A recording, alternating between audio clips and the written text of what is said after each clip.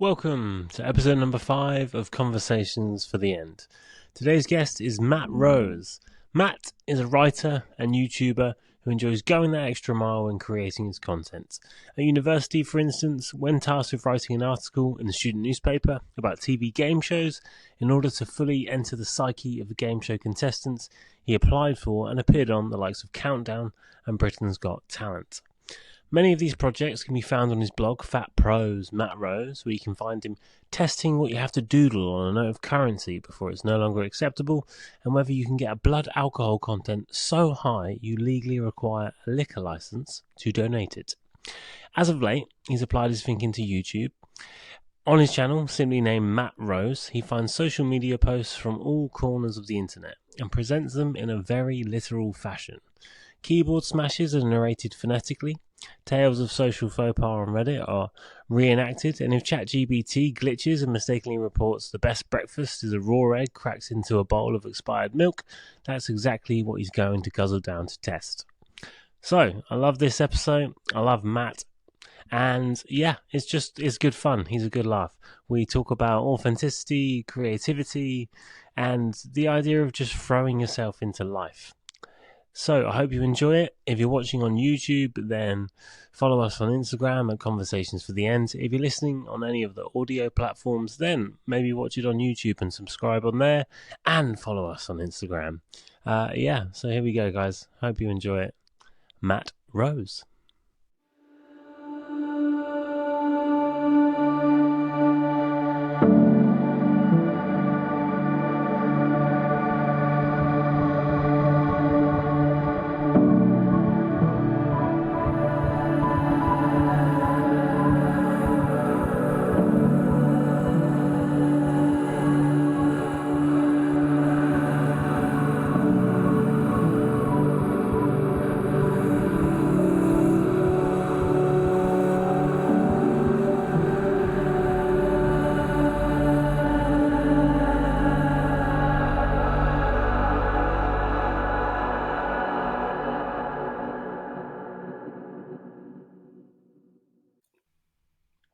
Matt Rose. It's Chris Murray. It is indeed. How are you? Yeah, very well. How are you? Very well, thank you. Thank you for coming on the show. So, YouTube master extraordinaire. Before we touch on that, tell me a little bit about Gonzo journalism, how you explored the adventurous world of trying to get business cards printed on biscuits, free McDonald's, freezing yourself, learning to enjoy cycling, and all sorts of other wacky capers. How did that come about, and what was the initial journey into Gonzo before you got into YouTube?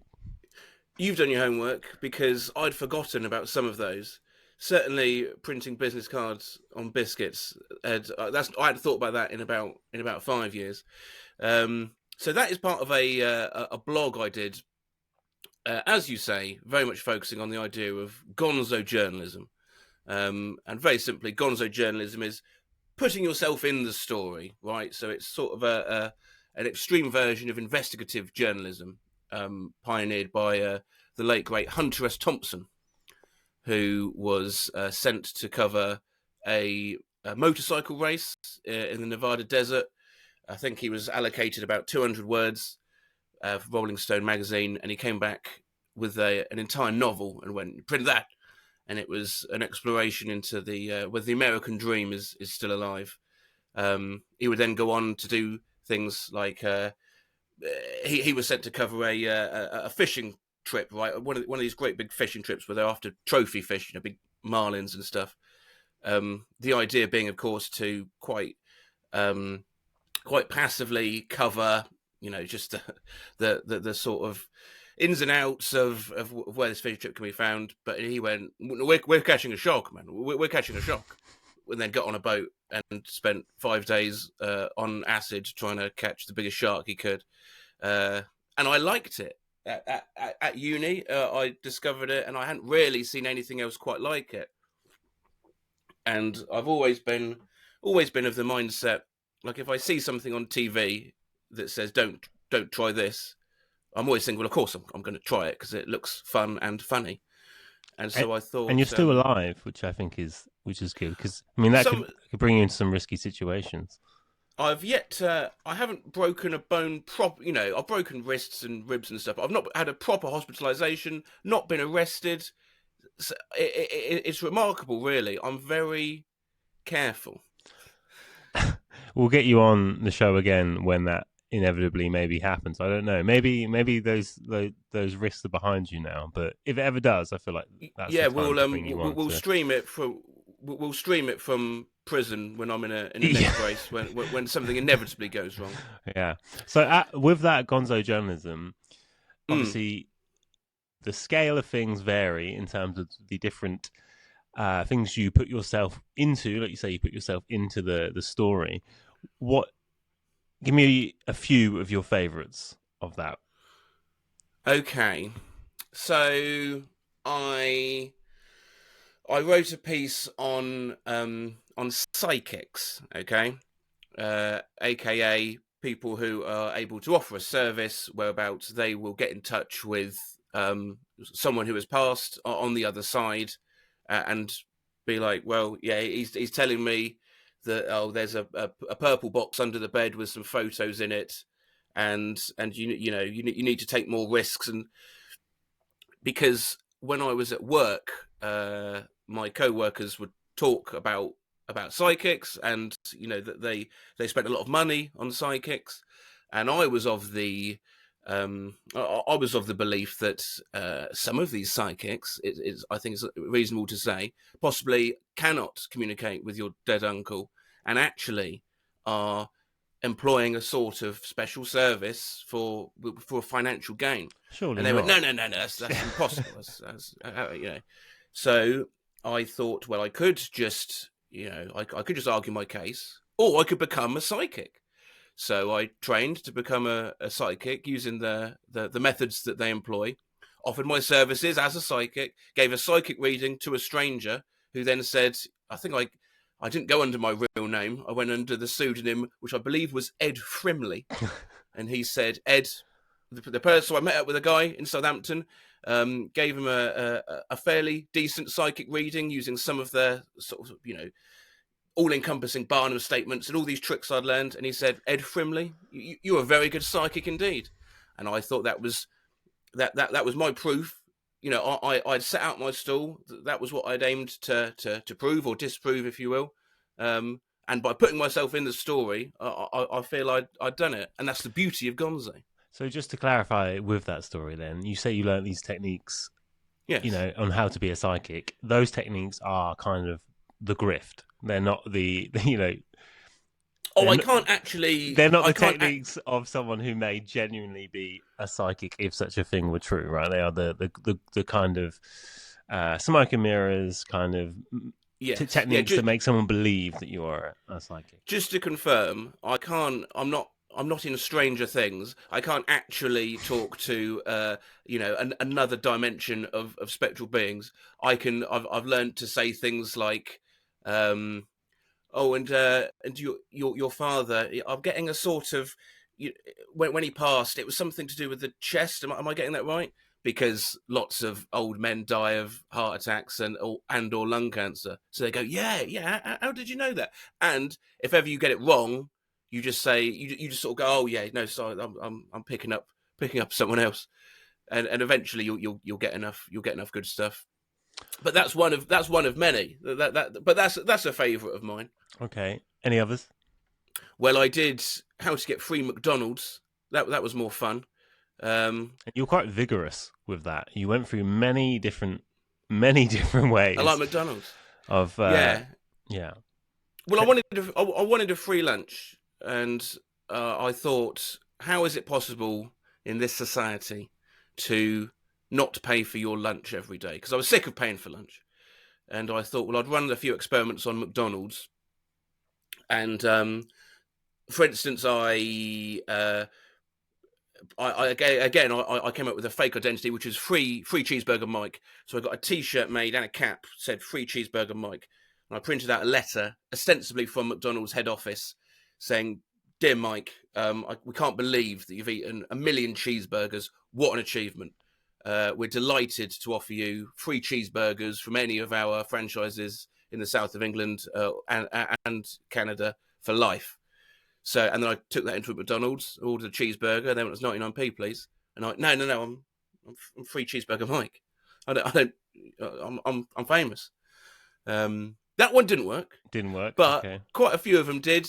Two things have come to mind there just before we move on from the McDonald's one. The first one is obviously everyone knows the phrase "there's no such thing as a free lunch," but they forget the sort of lesser known part of the phrase, which is unless you dress up like.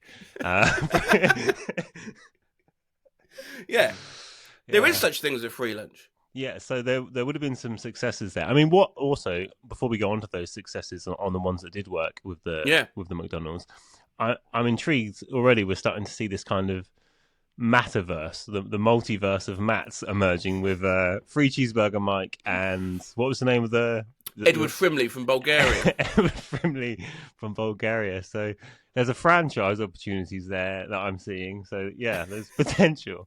Okay, so what did work with the free lunch? So you got the basic ones, like I snuck a red pen lid into my Big Mac, took a picture and said, I found this. And they went, well, really sorry, gave me some vouchers. Ones like that are easy. I went in, I grew a beard and went in with like a bucket hat and a hoodie, ordered a burger, got the burger, ran upstairs and ate it, then had a shave in the bathroom, got changed into a suit, put some glasses on, came downstairs wearing a different voice with the receipt and said, well, someone's clearly just had my burger. Stuff like that, because they think, well, no man in his right mind is going to change his identity in that capacity to get a 99p burger. But I did. And they were non-named characters, just so I'm just penciling down the Metaverse stuff. As canonically, they were nameless. Okay. I did have a few. Another named character. I did have a few. One that did work. If you want to try it at home, it's a bit gross, but I got a plastic box and cut a hole in it and put a sign on it saying this is the nugget box, and if you can't finish your nuggets, don't chuck them away. I wrote a whole spiel about why it's good, not wasting food. Don't chuck your nuggets away.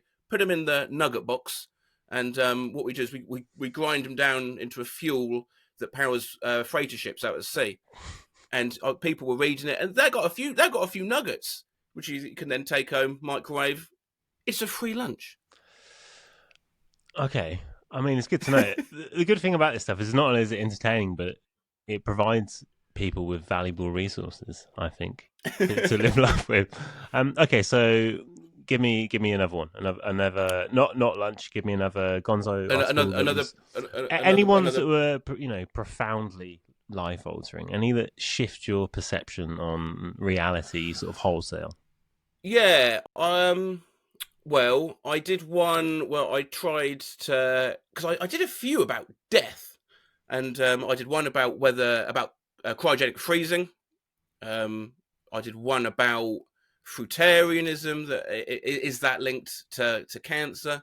And I thought this I'll get a bit morbid, so I did one which was, can I remember my own birth? Because I had read several accounts from people saying they could, but obviously you can't prove whether you can remember it or whether it was a dream. So basically, what I do with these projects is, as soon as I get the seed of an idea, I then research it like a mad bastard. And so I researched every single possible way that anyone has apparently successfully remembered their own birth, and tried them all. And that was. I couldn't remember it in the end, but I did unlock a few core memories. That was via stuff like I had to do a lot of meditation. This was over lockdown, and one of the strategies was, you've got to go in a flotation tank. You ever done that? You must have done that. I've never actually done a flotation tank. It's been on the list for many years, but I never actually. Yeah. Well, I've always wanted an excuse to do it. But unfortunately, this was over lockdown where they were all shut. So I had to make my own. So I bought several Tesco's out of all their salt, I had about 50 bags of salt, which I poured into the bath, thinking, oh, this, and then led there in the dark for a while. Now that doesn't work. That doesn't work. Was it just normal table salt? Yes. Okay. Oh yeah. So I think some of them use kind of the fancy salts, don't they? Do they? Well, that makes sense because that ruined so that crystallized into a crust that I then found on every single surface for about the next 6 months. That I wouldn't recommend. Okay. But that's that I do enjoy exploring the sort of stories where they're quite metaphysical when you look into yourself. But then I also enjoyed. There was one blog I did which was based on a conversation you and I had, right? If you recall, when we'd had a few wines, and the conversation drifted into was this to do with space? How'd you get to space? Yeah, I remember that night. Yeah. Is it like is it how who's monitoring space? Is it legal just to go into it? Do you have to ask anyone's permission? So as soon as we had that chat, I thought, well, it's obvious that I'm going to have to do some sort of project. I'm going to try to get to space. And there is quite, I don't know if people knew this, but there is quite a lot of red tape to get to space, isn't there? Yeah. Yeah, it turns out it's not easy. Exit planet Earth. Just a bureaucratic nightmare. It's just you can't just go for a spontaneous mini break. You've got to really think ahead. So the way I did that is that firstly I looked into. I think I just typed in the morning after that night. I typed in how'd you get to space. The first strategy was to become an astronaut, which I can't do because I'm too old and short-sighted and scared. So the one after that was, well, we can shoot your ashes into space. And I go, well, that's not bad. But it is again big commitment. Yeah, that's so. I thought that's a maybe, but I would have to die. And then I thought, well, what if I send a phone up on a balloon and then FaceTime that phone, with the theory being that if I had to FaceTime a meeting, for work, if I had to FaceTime the Leeds meeting, I couldn't make it 2 Leeds in person, but I was there, I was FaceTiming it, and they went, were you in Leeds for the meeting? I go, yeah, I was in that meeting. Similarly, if I FaceTime space, that's me in space, isn't it? I mean, it seems like a plausible loophole. Yeah, I mean, I don't know. Again, who's setting the rules up there? I think. Well, even for that, I'd allow it. Thanks. Even for that, I had to get all sorts of permission from the Civil Air Authority. I had to buy a used phone from Gumtree, which I then said to the bloke, right, as I got it. It was an iPhone 4, which I bought for like 50 quid or even like 20 quid. And I went, I've got plans for this phone. I'm going to send it to space. And he asked the most confusing question. He went, what, vertically? Well, yeah. But then I attached it to a balloon, and as with everything I do, it all went completely wrong. I did it on a really windy day. It didn't go to space. It got blown into a tree, and then I went to the pub. Well, lessons were learned, and even NASA, when they started doing that, they had their challenges. I mean, admittedly, at least yours didn't. To this day, they don't get it right every time, do they? No, and I mean, people died, didn't they, in that training? So you can sort of tick one off as a win for you. No one died. So Matt Rose 1 and NASA 0. You're saying I'm better than in terms of mortality rates. I'm better than NASA. Well, so are you. Yeah, effectively, I've not killed anyone going to space either. So, yeah, I think. Are you saying that if you don't kill someone doing something, you're better at it than them? Oh yeah, you could make payments to that. Yeah. Yeah. So you talked about the influence of Hunter S. Thompson. Yes. Now there's this quote from Hunter S. Thompson, and it reads as such. Okay. Please do, because he is not only a superb thinker and journalist. He loves words. He was in love with words. So he's one of my favourite writers. So I'm looking forward to this. This is probably one of his more sort of known quotes, so it is Yep, probably a bit surface level. It's probably not deep in the sort of canon, but I think it's relevant. So it please. says life should not be a journey to the grave with the intention of arriving safely in a pretty and well preserved body, but rather to skid in broadside in a cloud of smoke, thoroughly used up, totally worn out, and loudly proclaiming, "Wow, what a ride!" Now, when did you decide to start living your life that way, Matt? um, well, I didn't. I didn't make a snap decision to think I am going to start. Getting set on fire quite a lot. It just happened. I like making people laugh, and I like when life is fun. And like I say, I'm very heavily influenced by stuff I see on TV. So as a kid, I used to watch a lot of Home Alone, and then immediately start setting incredibly dangerous traps for my parents. And then I was introduced to things like Jackass, which is not the most cerebral television you'll ever see, but boy, did it have an influence on me. But you Um, also, obviously, you're talking about it in that sense of kind of these uh, stunts kind of stuff, activities. But there is also an element to, if you don't mind me saying, that we've talked about in the past of this kind of this will be engage, interesting. en- engaging in some what some people might call sort of hedonistic elements of life, right? Example. Engaging with, for instance, we've talked about um, drinking cigarettes, things like that that people do engage with in life, right? Yes. Now, generally speaking, probably a big part of Hunter S. Thompson's lifestyle, right? Yeah.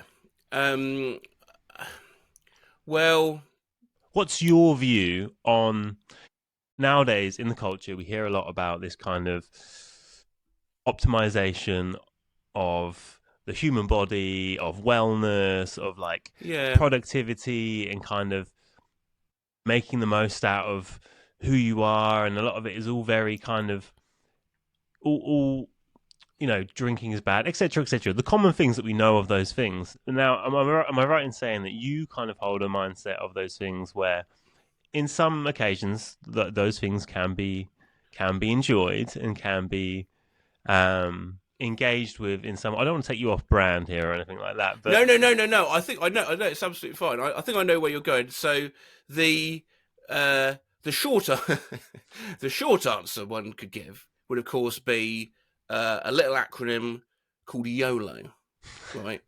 But there's so it does in some ways irritate me slightly when I see uh, lots of adverts now for um, just sort of high protein, flavorless gruel, which is designed to not be pleasant, but simply just get you through the day and make sure that you look good for other people.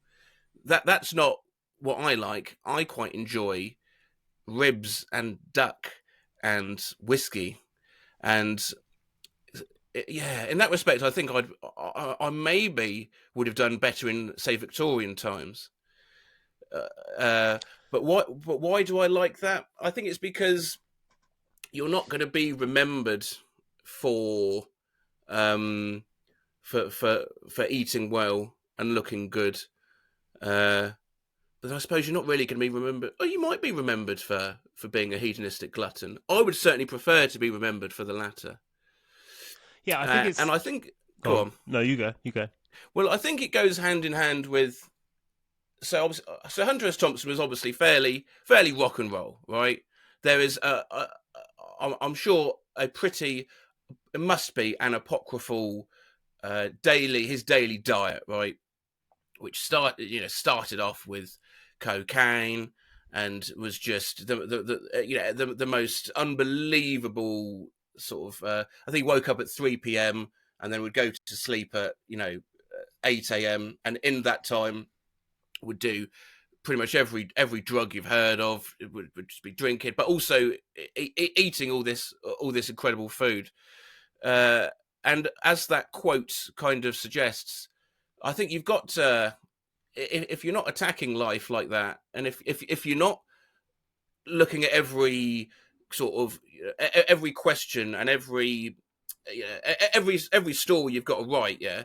If you're not looking into it with, well, I'm going to get right in the middle of that, and I'm going to smash it to pieces, then why bother? And in some sense, do you think that applies to life in general, outside the context of? That's kind of seems what you're alluding to. It's like, Hunter S. Thompson wasn't having like an actor mold, was he? Like, Yeah. having his 9 hours, having his little mini probiotic yogurt, and then being like, all right, time to write, and then doing his hour of affirmations, his hour of journaling, and then cracking on. It was this kind of thrown into it. And do you think, although those things maybe have their place for kind of mental health or whatever it may be, do you think there is an element of having to kind of throw yourself into life in that way to some degree? Well, it's a tricky balance, and I don't want to come off as this sort of this douchebag that's saying, we've really gotta live life like it's your last day, guys, because you can't live every day like it's your last, because you'll never get a mortgage, because you'll just be, you got to have one eye on tomorrow. But I do also think we are somewhat losing the joy of being a bit mad, the joy of really throwing yourself into it. I don't know if we're getting a little scared of consequences, perhaps. So for YouTube, right, which is my bread and butter. So if you don't know, my the content I create on YouTube is fairly easy slop. I read out things from Reddit and Twitter, I'm going to say Twitter, but I subsidize that with the odd piece to camera, which normally involves doing something not reckless, a sort of something interesting. But always slightly chaotic. But nothing compared to Hunter S. Thompson's levels. But even that garners comments with people outraged and aghast that I would do a knife flip or something, which to me is just so. I've been doing that since I was a kid.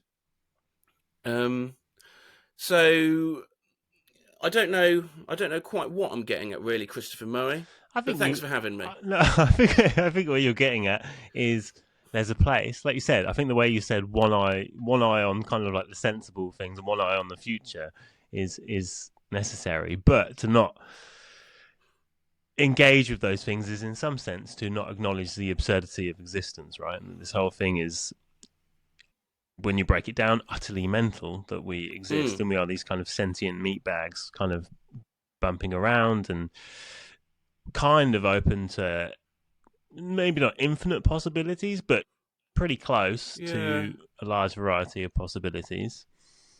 I don't think social media has particularly helped, because I think we're a lot more conscious of ourselves in the eyes of others now, and I think part of what makes life enjoyable is throwing those shackles away and thinking, I don't really care, because I don't really care what Josh, who I went to primary school with, thinks about if he thinks that I'm living life a little stupidly. I think if you can disregard that opens a lot of windows. Have you found that since your kind of quite rapid YouTube success, so you just cleared 1 million subscribers, is that correct? Thank you very much. Yes, indeed. Yeah. Congratulations. Yeah, good. Hot on your heels over here at Conversations for the End. So now that you've cleared that kind of, that's obviously like a huge milestone, and some quite an achievement. Have you, in that journey, have you found yourself becoming conscious of this sort of being perceived kind of nature of things? It doesn't really bother me. It is because I do get recognised when I'm out and about, and so I, if I'm when I'm stomping around town, hungover, looking utterly miserable, trying to find a post box, and so unwashed, wearing yesterday's clothes, and I hear some kid go, "Oh, God, it's Matt Rose." I do think, yeah, oh, that this isn't what a hero looks like. So that concerns me a little bit. But then I guess it's on brand. So not really. I love it when people do come up and say hello, but then I do occasionally see a comment saying, "I saw you walking around the shopping mall yesterday, and you looked incredibly miserable." Yeah, David Williams has let himself go, kind of thing. Yeah, can't believe Alec Baldwin's walking around with what he did. Jamie Okay. Oliver, I get as well. Jamie Oliver, especially now Jamie Oliver's gained a lot of weight around the jowls region. I get compared to him and you quite a lot. and you do arguably better cooking than Jamie Oliver with your cooking with Matt Rose videos. Tell us He's more. rubbish, isn't Tell he? us more about some of the. Uh, Firstly, when you do cooking with Matt Rose, when that occurs, Yeah, and some of the some of the things you have made, and yeah, for and, sure. and what have you learned about culinary life skills through those videos? So my cooking ability can be best compared to Bender from Futurama, right? Who loves the theory of cooking, but is terrible at it and can't get anything right.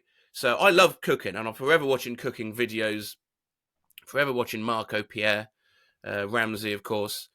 But whenever I try to cook, it is a total disaster because, and it's part of that sort of hedonism. I'm always putting in too much salt, too much butter. There was once I tried to make. This is not going to make much sense to some of your viewers, but we have a mutual friend, don't we? You and aka I think I can say the name, Laura and Mikkel, right? Laura was making a risotto, and I went, let me have a go, let me have a go. You need, and I poured in an entire bottle of white wine, an entire stick of butter, and utterly ruined it. And that is why I'm not very good at cooking. But every milestone on my channel, so 5k subscribers, then 10, 20, 40, 80, 160, 320, 640,000. So my next one will be 1,280,000.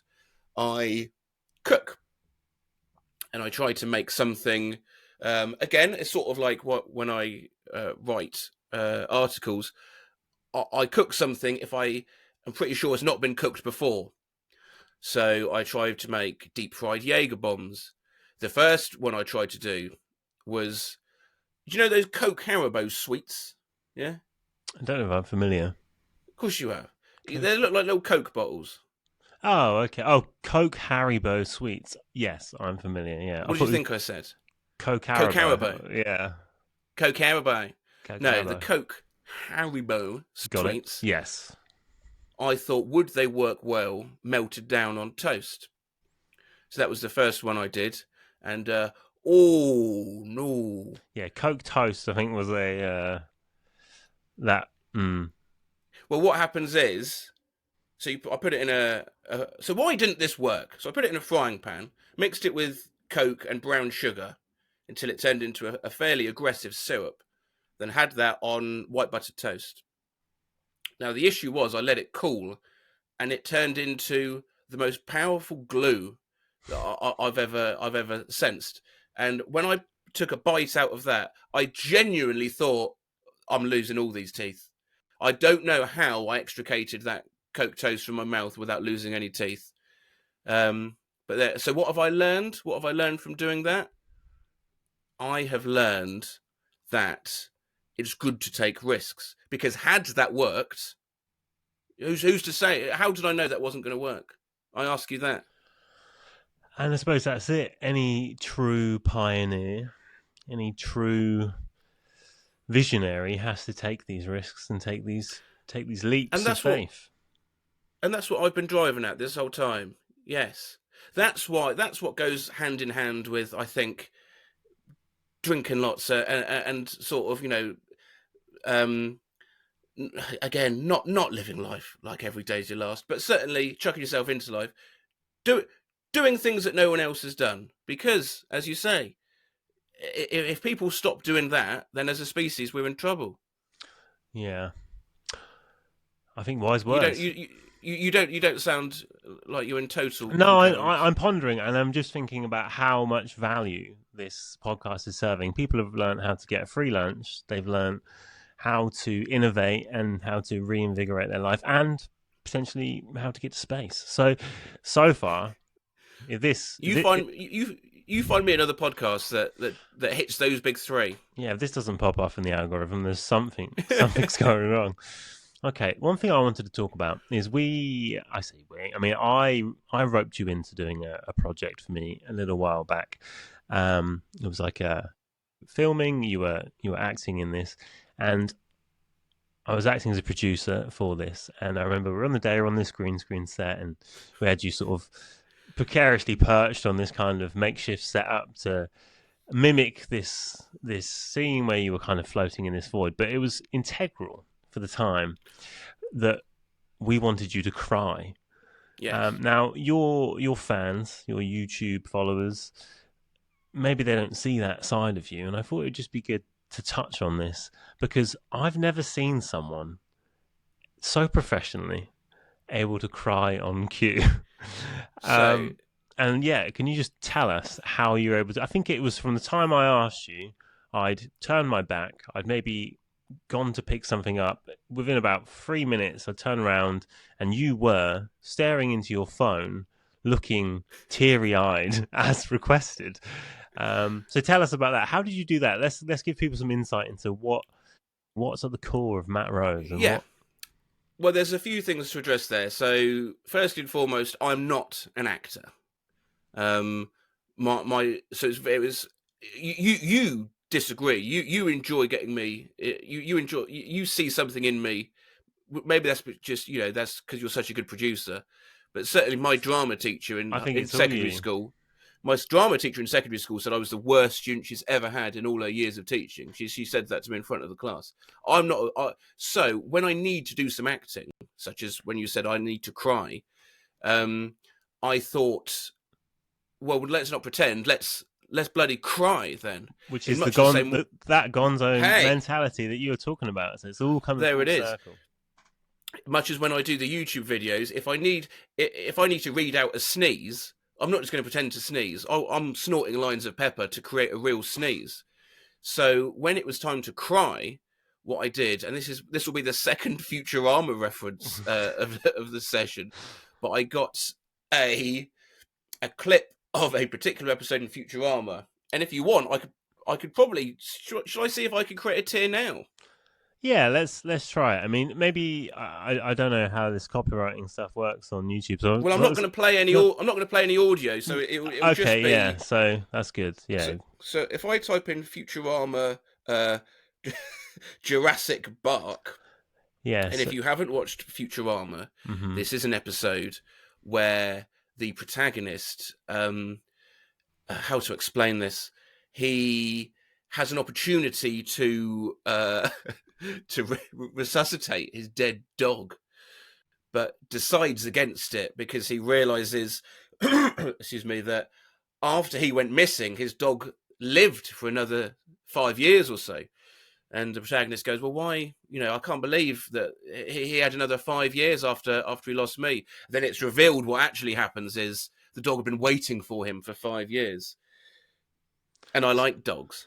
So if you're watching from home while Matt gets that video up, feel free to get the Type in video. Jurassic Bark ending on YouTube. Yeah, so if you get that scene up on your phone, we can, for a first time in history, and this is another first, we can try and do a synchronized cry with YouTube's Matt Rose. It's tricky without audio. I don't think it's going to work. I think you need the.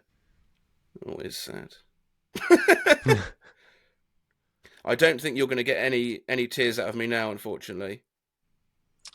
No, it's not happening because Okay. I need the audio. No, there's pressure there, and look, I might again just another example of you diving straight into it. You were willing to try that live right there in Well, that moment, and I think why not? that's the message. That is the philosophy that people need to be taking from this. Is Yeah, let's give it a go. Let's give it a go. I like that. I think that's good. So, YouTube content. I hate the word content. Gross. Yeah. What could we swap that out for? What's a better word than content? Because what is it at the end of the day? What is it? What is it that people want from YouTube? Why do they go on it? I mean, I feel like another word for content would, at the very least, I don't want to call every single piece of something that gets uploaded onto YouTube art, although... Oh, no, you can't do that. I mean, yeah, you can't do that, obviously. But content, it does feel slightly... And that's probably the connotations that come with this kind of era that we're in. It's not that the word itself is sort of preloaded with that. It's that the culture has kind of imposed that kind of ickiness onto that word, right? Why don't you like that word? Because it feels a little bit vapid. And look, do you think I don't want to come across as some sort of intellectual snob, because I am not, okay? Matt, I am not. This talking about academic papers is a facade, okay? I do my very best, and I'm certainly not going to put anyone down that's putting stuff out there. But I think the problem I have, Matt, is there is this willingness for human beings to place stuff on the internet through social media that would fall under the parameters of content by maybe their own definition, and it will just be someone walking around a supermarket talking about what's on the shelf, right? Or I've seen that one. I mean, that's quite common now. I think that Eddie fella, I think that's not bad. I mean, I'd watch that. Yeah, started that, and then, but there's no. It feels no soul in it, and I'm aware that sounds so. But for instance, right? Okay, Go on. I'm not just saying if content is kind of mundane and doesn't go anywhere necessarily that it is soulless, because there is a video that you once showed me, which is the spooky skeleton kind of dancing skeleton. So it's a malfunctioning toy, yeah, right? So explain this video, because I think, a great video. Just before you explain, if people look this up, this, I think, is an example of like an older era of the internet where you can find content. It's not polished, it's not curated, but there's something so special about it, and it evokes questions, it evokes mystery. At times it evokes wonder at both the majesty of life and also the capacity of human beings to do many things. So but you don't see that anymore. Everything's very curated, and it's the kind of Mr. Beast era of content, right? And everyone's trying to make a buck. And I think what I like about this type of video is it's not trying to make a buck. It's just there. It's like a fossil discovered in a... Yeah. That kind of... Well, I'd say it's more like finding sort of like a singed black and white photo, because it's a real snapshot. I don't think you even see the two characters in the video ever, but I already can sort of picture what they look like. So what the video is, I can't remember how I found it, but it's an American couple, I should guess sort of in their 50s. They're not, they're adults, and they have found a Halloween toy of a skeleton, and the battery is low. Right? You know, when the battery starts warping, and so what happens is this toy, which I imagine it. What it would normally do is you'd clap and it would sing a little song. But they've got it in their heads that Because the battery's dying in this toy, it will occasionally, and it's a skeleton toy, and the eyes will occasionally light up, and it will go, "What do you want?" And they think that this toy, genuinely think, is possessed by a demon. And it's about a 14-minute video of their efforts to exorcise this demon from their broken Halloween toy. And I don't want to ruin it, but it ends it ends fairly chaotically. And as you say, now that is wonderful. I've watched that so many times, and I've shown that to so many people, because you're quite right. It is not a Mr. Beast, because even though Mr. Beast videos cost I don't know how much money, and he's building wells and he's making blind people see, it's nothing like these two these two people in their kitchen. What's the song it plays? It goes, "I'm a very spooky guy, and I see no reason why," and something like that. I think it's not a chart song. It's a song designed by the toy manufacturer, but just slightly warped by the batteries dying. And I mean, I will suggest the ending. Basically, it really malfunctions near the end and starts sort of juddering around while singing, and they basically burn their house down because they are sure that they have summoned Satan himself. And that's great. That's free on the internet for you to watch as many times as you want, if you can find it. Yeah, and again, I think that's what's special about that. And I think it's an era of the internet that we don't live in anymore, is that there are these videos in those early days of, you know, before this notion of the algorithm, you know, and trying to adapt and become what I guess ultimately it becomes before YouTube was a viable business model to make money exactly on, that, right? Yeah. So before that, it was just maybe what, I don't know. It shows. Well, you could say the same with the whole internet. The whole internet of, say, 2006 was a very different landscape, because people didn't really know what it was supposed to be for. They didn't know if it was going to last. So, but there was a lot more authenticity before it became something which was, you know, before it became sort of a professional sphere for you to make money on, which is really what YouTube is now. And that's why I find this term content so difficult, because, you know, you will see people.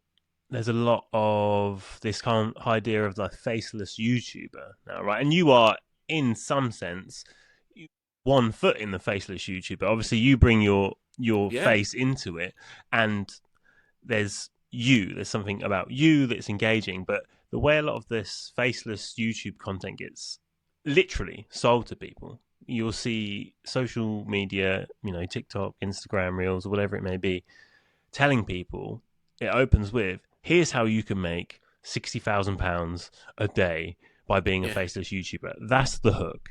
And then it will go on to tell you the instructions to do that without any self-awareness of how morally bankrupt that whole process is, which is, go on the internet and find some content someone else has made, taking their time to think about. And I'm aware that you comment on Reddit and Twitter posts, so I'm not bringing you into this, because I think you could different. If you want. I think it's different.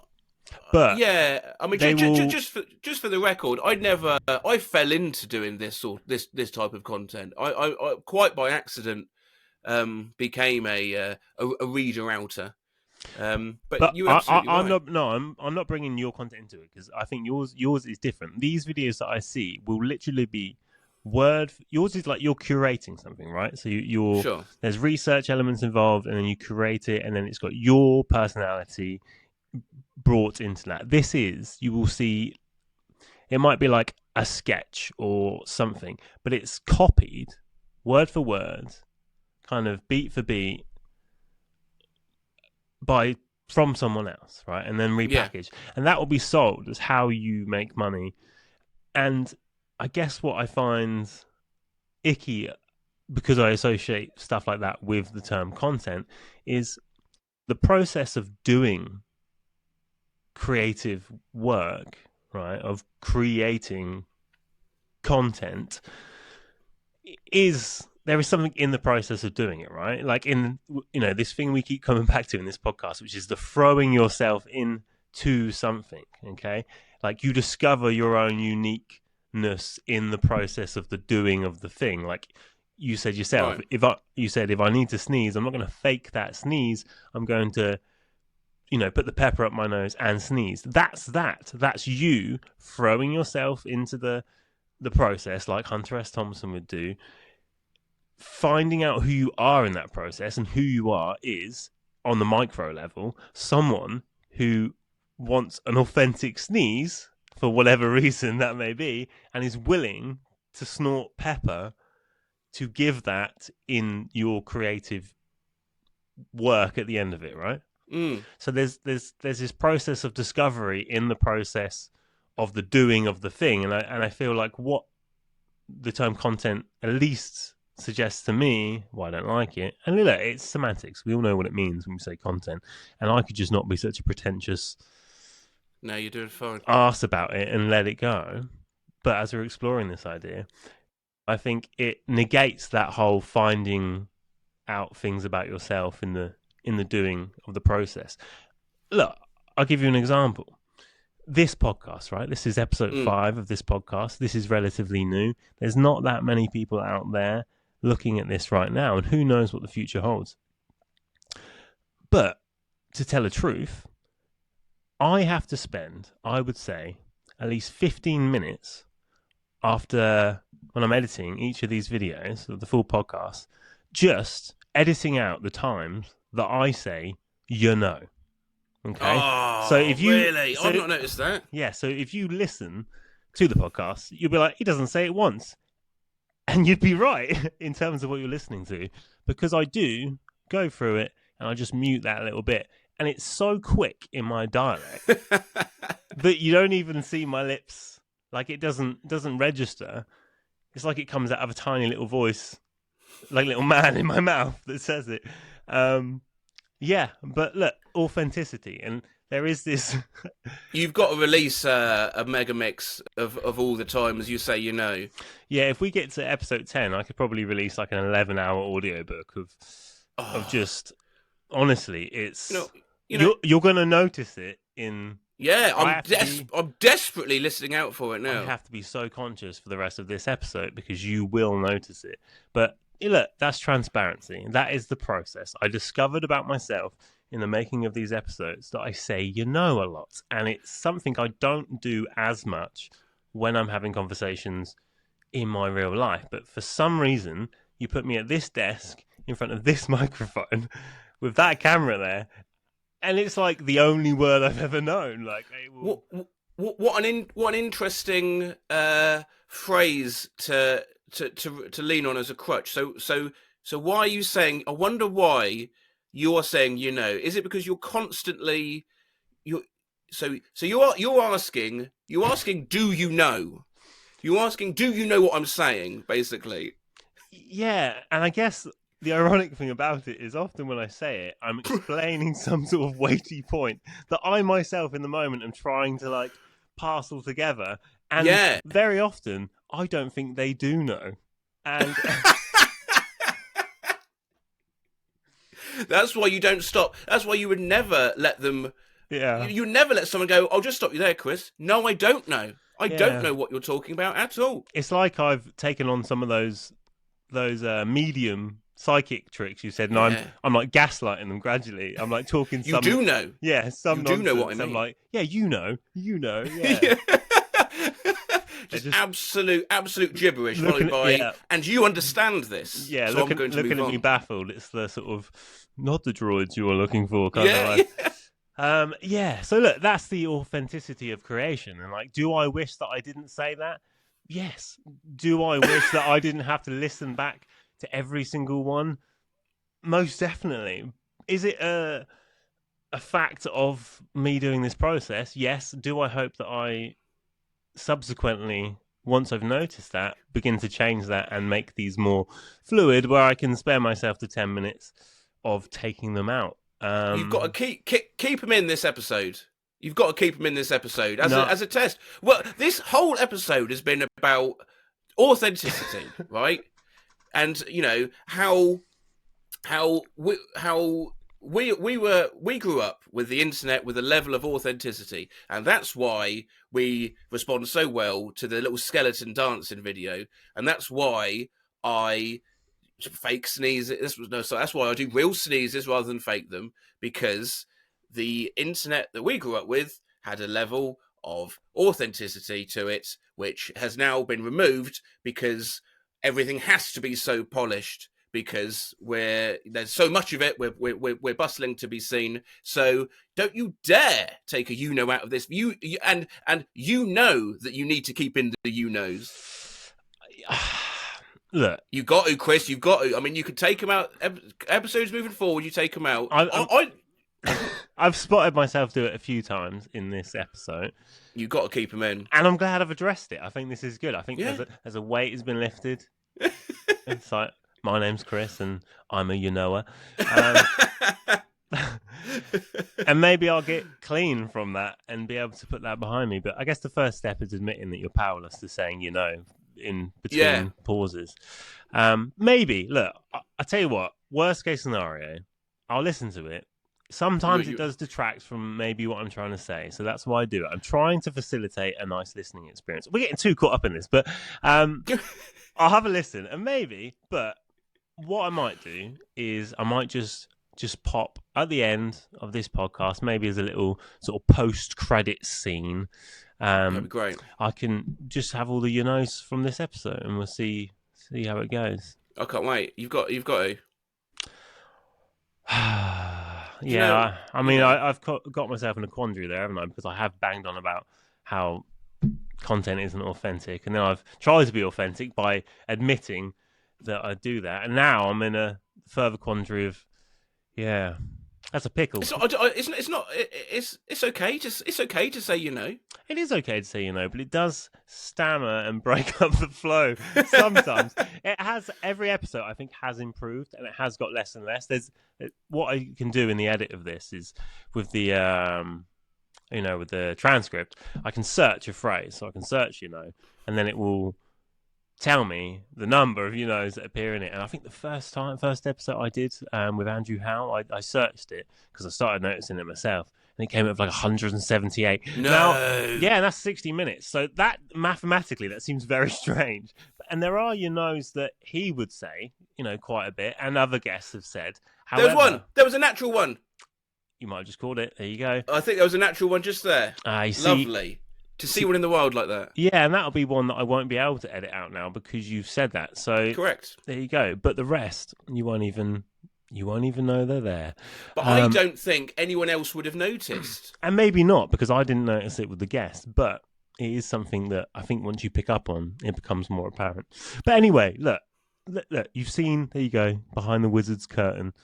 I am but a mere man, and we have shown some vulnerabilities. If anything, actually, on the last episode of this podcast, I had this really sort of intimate, deep chat about death and grief with Emma Smithick, and I think this is actually more vulnerable than that chat. Yeah. I'm delighted. I'm delighted. It took a few episodes to get you there, but God, it's just so raw seeing you like this. Well, this is it. You've got to expose yourself. You've got to expose your vulnerabilities. And in some sense, we all have our And I would say the message of this podcast so far from you is throw yourself into life, acknowledge your embrace your nose. Embrace your nose. Yep. You can put that on a t-shirt. I'll be selling merch next week with that. Try and be your authentic self, I guess. I think it's what's needed. I do know. Okay, Matt. So what's the just to wrap things up? I just want to Mm. talk about life in general. Now, I don't want you to get specific, but we've had this theme about diving into life and kind of embracing this more less maybe stable elements of life, these kind of more kind of, you use the term kind of cool rock and roll, this kind of elements. Do you find as Yeah. life develops, as you change as a person, as elements of your life change, as you get older, do you find your philosophy around that changes? How has it developed as you get older? Do you think it's changed at all? Yeah, it's a good question. Probably not as much as it should have. But I, what you're asking is, have I grown up? And I don't think I really, I don't think I really have. But I'm quite happy with that.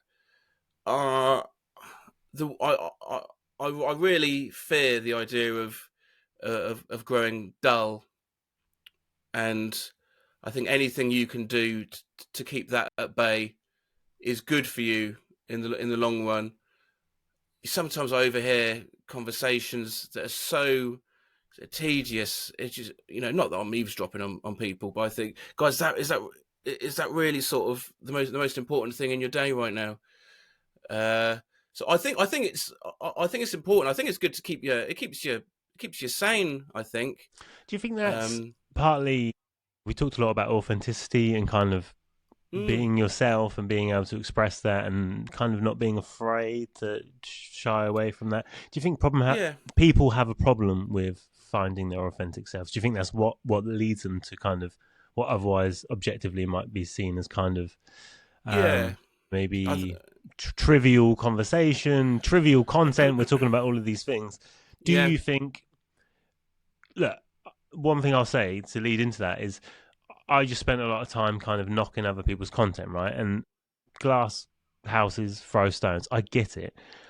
I think where I'm going with it is I feel like when I see content like that, I believe that every single person has innate potential in them to achieve wondrous things. Every single person. And I feel like it's not that I feel like people shouldn't be making that. I just feel like they could do better and they could yeah. express themselves more that went beyond just doing what they need to do to make a quick buck. But it's not even a quick Totally. buck, but it's the intention is to make a quick buck. What do you think people have challenges against finding authenticity? Have you had challenges with that in your life? Well, And how it's have you combated that? I think there's a sort of a bit of a zeitgeist of playing it safe at the moment. A lot of people are aware that they're perceived, which I know we talked about before. So in terms of just living one's life and the sort of content that they put out there, I think there's a lot of, I best not. I best just either do something which I know is safe and familiar, um, which unfortunately does somewhat stifle creativity, as we've been saying. It if I look on my YouTube feed now, I mean, you were throwing around the word art. There's not a whole lot of art on YouTube. There's not a whole lot of art really. Um, I can't say out there on the internet because there is some good stuff on the internet, but a lot of YouTube is really, and again, this is me chucking my own stone about my glass house now, but a lot of it is reactions and recycled stuff. I think it just needs a big shake up, Chris. A big shake up like that skeleton toy. And that's a good place to end it. I'd urge everyone to go watch that skeleton toy video if they can find Yeah, it to then reflect on the skeleton toy as it jiggles and dances and warps its way across those two Americans' kitchen table and causes them great peril and distress as they believe it's been inhabited by a poltergeist. And ask yourself, am I making true art? You know? yes. Tune Uh, yourself in. Tune yourself into the emotional resonance of those two petrified American homeowners, and think if they weren't afraid to put that out there, then why should you be afraid? showing a little authenticity now and again. That is a great place to end this. Matt, where can people find you currently on YouTube and any other places? I mean, it's just YouTube, really. I mooch around on Twitter and Instagram, but just Google Matt Rose, Matt space ROSE. You'll find me. And I make a video every Monday, which you can watch if you want.